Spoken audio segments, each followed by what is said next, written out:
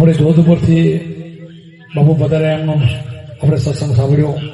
મારા બાજુમાં કટોક્રમ બેઠા છે એમનો પણ આપણે સત્સંગ સાંભળ્યો. આગળ પણ એમના ત્યાં સ્વામી સંતના મહાન સંત એમનો પણ સત્સંગ સાંભળ્યો. બધા સત્સંગની અંદર એક જ વસ્તુ આવે કે સત્યનો સંગ કરો, અસત્યનો ત્યાગ કરો. તો દુનિયાની અંદર સત્ય શું છે? તમારું આત્મા છે સત્ય છે, એ નિત્ય છે ને સત્ય છે, એનો જ શ્રવણ કરો. અને આપણા ગુરુઓ એનો જ ઉપદેશ આપે છે. દરેક સંપ્રદાયના સંત હોય એ આત્મતત્વ બાજુ લઈ જાય છે. કબીર સાહેબે કીધું કે નામ લિયા તો સબ લિયા સબ શાસ્ત્ર કા ભેદ, વિના નામે નરકે ગયા પટ ચારો. શું કીધું? આ નામની વાત કરીશ, બીજું નામ નહીં. પડતા સડતા નામની કોઈ સંતોએ કોઈ વાત કરી નથી કે નામ લિયા તો સબ લિયા સબ શાસ્ત્ર કા ભેદ, વિના નામે નરકે ગયા પટ ચારો. વેદ મહાન પુસ્તક હોય, ગીતા મહાન પુસ્તક હોય, પણ જો ગુરુ ગમ નહીં હોય તો તમને પુસ્તકમાંથી કાંઈ મળે નહીં, સમજાશે નહીં.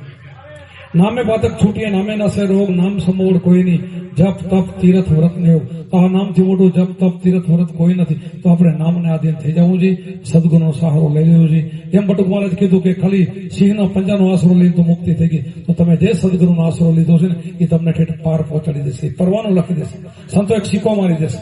અને એમાં રહી જાઓ તો એ આપણને 21,600 શ્વાસ આપ્યા, એમાં અજંપા જાપમાં રહી જાય ને. બીજા નહીં, બીજા તો કોટિક નામ સંસારમાં તેથી મુક્તિ ન હોય. આદિનામ ગુપ્ત છે, જાણે બી ના કોઈ. આદિનામ જે ગુપ્ત છે જેને અગમ કહેવાય, અગમ ભેદ છે, આવા જાણી લેવાનું છે. અને આ અહીંયા ગુરુ પાસેથી મળે, બીજેથી નહીં મળે, પુસ્તકોમાંથી વાંચનમાંથી નહીં મળે, દેવદર્શનમાંથી નહીં મળે. એ સંતોના પાસેથી મળશે. સંતોની સેવા કરીને, એના ભેરે ફરીને અને આનંદ કરતા કરતા, અને એ ઉપદેશ લેવો એટલે રાજી થઈ જાય. સંતો કોનામાં રાજી થાય? ભજનિક પુરુષો પર ભજન કરે એના ઉપર રાજી થાય, કે દક્ષિણા વધારે જાય એના ઉપર રાજી થાય. એવા સંતો ન હોય. સંતો તો નિસ્વાર્થી હોય છે ને. સરોવર તરોવર સંતજન ચોથા વર્ષે મેઘ, ચારો દરિયા પરમાર્થ કાંડ દેશ. પરમાર્થી હોય છે. જેમ સરોવરને ઉપમા આપી છે, તરોવરને ઝાડને ઉપમા વરસાદ બધે વરસે, એમ સંત પણ જાતિ ભાતિ પૂછ્યા સિવાય ગમે એને આશરે આવે. એને તારે છે, સંતને તારા ઉપર ભાર હોય છે. એ કઈ જોતા નથી. ગમે એ માણસ શરણે આવે ને. વાલીઓ ભીલ, આપણને બધાને ખબર છે કે વાલીઓ ભીલ લૂંટારો હતો. નારદજી મળ્યા તો એમાંથી વાલ્મીકી ઋષિ બની ગયા. જેસલ બારવટીઓ મહાન બારવટીઓ તો આપણને ખબર છે. કેટલો પાપી હતો, પલમાં પીર બની ગયો. તો આપણે આ ગઈ પલ ફેર નહીં આવે, કરી લઈને બંદગી. આ પલ ચૂકી ગયા તો 84 છે. અમારા દાદા ગુરુ કુંભારામ ભૂટકિયા, રવિભણ સંપ્રદાય કીધું, ગુરુજીના નામની ભક્તિ દિલમાં તો મુક્તિ ફળમાં. જે ગુરુજી નામ આપ્યું છે, ગુરુજીના દેહની નામ નથી વાત કરતા. ગુરુજી જે નામ આપે છે ને એની ભક્તિ દિલમાં તો મુક્તિ ફળમાં. તો એના માટે શું કરવાનું? કે એકાંતે બેસીને આસન વાળી ધ્યાન હરીના ધરી, એકાંતે બેસીને આસન વાળી ધ્યાન કરવાનું, ત્રિકુટીનું ધ્યાન. આપણે જે બતાવ્યું મુજબ, અને બધાના ગુરુ એ જ બતાવે છે. બીજું નામ તો બીજું હોતું નથી.